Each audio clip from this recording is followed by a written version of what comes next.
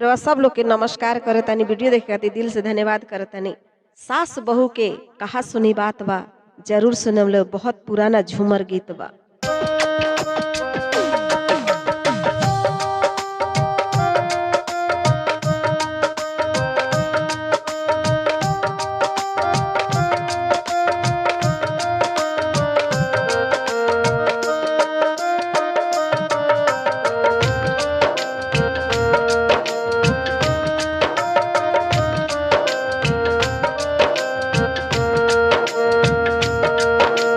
डोली मोरा छूटे ला कहार घर, डोली मोरा छूटे ला कहार घर, बेनी मोरा छूटे हो नई हारावा, बेनी मोरा छूटे हो नई हारावा, बेनी मोरा छूटे।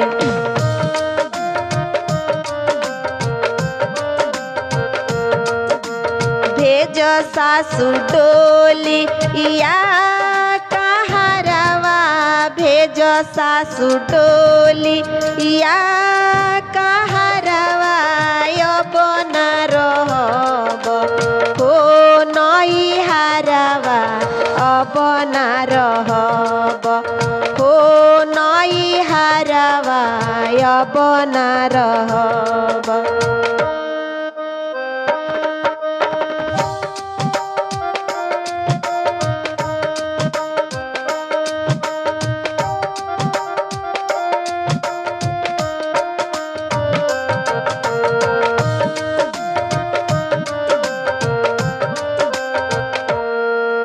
सास कहतरी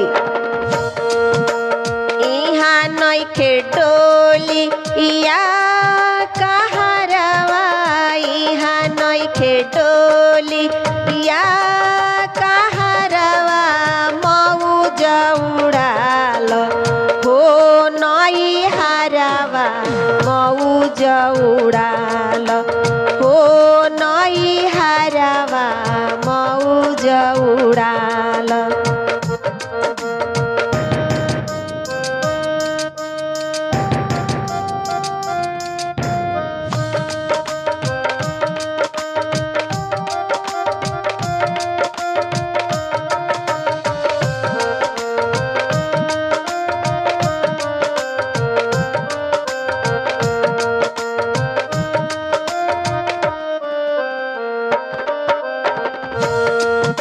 टीका मोरा छूटे ला सोनार घर, टीका मोरा छूटे ला सोनार घर, चुनरी मोरा छूटे हो नई हारवा, चुनर मोरा छूटे हो नई हारवा, चुनर मोरा छूटे।